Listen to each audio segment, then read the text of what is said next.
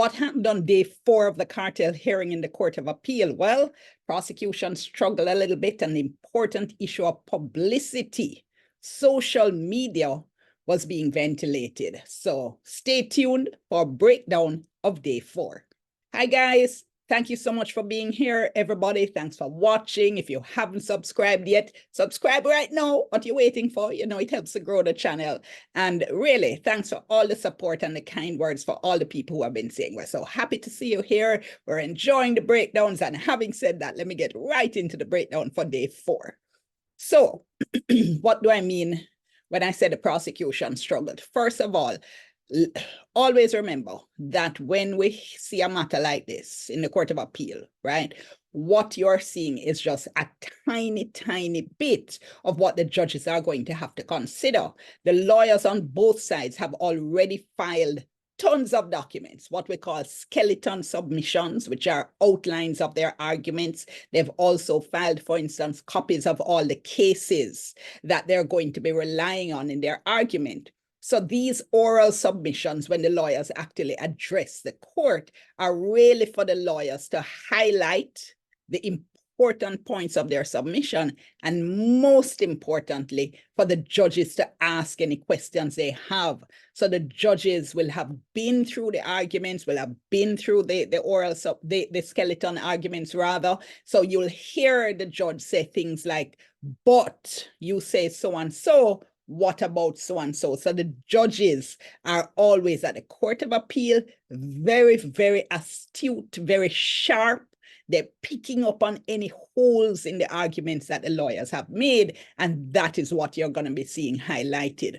So you can always get a sense from the questions the judges are asking where, for instance, they've been seeing gaps or where they simply want more information. So the oral arguments are really, oral submissions like this, really a great opportunity for the lawyers to fill in any gaps in the argument so far. Having said that, so why have I been saying that the prosecution was struggling a little bit? Whole heap of notes here, so I might be looking down every now and then, you know, because it's like 9:30 to 1 o'clock every day, whole heap of notes, and I don't pretend I remember everything out of my head, so don't mind if you see me glance down from time to time, all right? Just keeping it real. So today was the first day that not today, yesterday it would have been the first day that the lawyers for the prosecution side got to address the court. So we've had 2 days, Tuesday and Wednesday, of the lawyers representing the accused men making their arguments. So when the prosecutions started to talk now, they're going to be looking at the issues that the various issues in the case. There are a list of issues that the court is going to have to consider in deciding whether to have a retrial. And the prosecution started out by going through that list and then saying they're going to address it one by one. But it's in the addressing that I'm saying that they were struggling a little bit. And I'm going to give you some concrete examples. So one of the issues that the court has to look at is what would be the expense of a new trial. If it is that they order a retrial, how much is that going to cost, or how significant is that going to be? Now, cost is going to be a big issue in this case because, as you've probably heard before, this was one of the longest cases in Jamaica's history, 64 days. The Court of Appeal judge who is presiding here, Martha McDonald Bishop, has also mentioned several times that it's one of the most complex cases that we've ever had. So expense is going to be a big issue, and the judge wanted to hear the prosecution address them on that. You have to justify the expense. It's going to be expensive.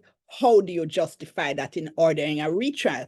The acting DPP on this point, I didn't think was really hitting the mark that the judge was looking for. So, for instance, she was saying it's something that the state has to deal with. The state is just going to have to pay when it comes to this issue of a new trial. And the judge said that, well, this is different from a lot of the other trials. This is one that has gone all the way, you know, it's gone all the way to the Privy Council, it's come back to the Court of Appeal. It's something that the court is going to have to consider. And the acting DPP's response was, well, the state will just have to bear the cost. And the judge said, well, That's a novel interpretation. The acting DPP said, well, I don't know if we can put a price on justice. And the judge's response was, well, the law, though, requires us to do that. So that was one issue. Then we had this issue of the availability of prosecution witnesses. Now, this is a big issue because if it is that you're going to a retrial, clearly you need to know that the prosecution witnesses are available for the retrial. It has, after all, been 10 years since the first trial. And a lot of time you find that when a trial takes a long time, or when it is that you've been depending on witnesses for years, sometimes witnesses die. Sometimes they migrate. Sometimes they just get fed up and then say, me done, me now come back, forget it. So the availability of witnesses in a second trial is always going to be a big issue. And what happened here was that the prosecution said, well, these are the witnesses that we'll be relying on for the second trial. The judge was asking for more. She was saying, have the witnesses been contacted individually? How do I know that these people are going to be available for the second trial? And she said, just giving us a list of witnesses isn't going to cut it. The acting DPP then referred to an affidavit which had been filed by Deputy Senior Director in the DPP's office, Jeremy Taylor, which said most of the witnesses were available. And the judge's response was, well, if you think that is enough. Now, I do have to say that there was a morning break when the acting DPP came back after the morning break. She then said on that point, she wanted to refer the court to a certain table.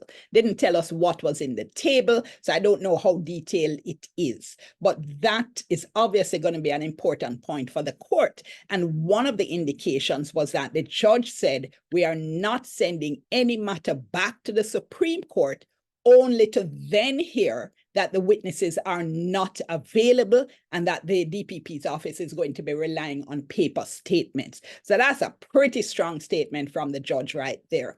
The issue of witnesses for the defense was also raised because when the lawyers for the accused men made their submission, they said that one of their important witnesses, a handwriting expert, has since died. So he would not be available for the second trial, and they raised that as an issue.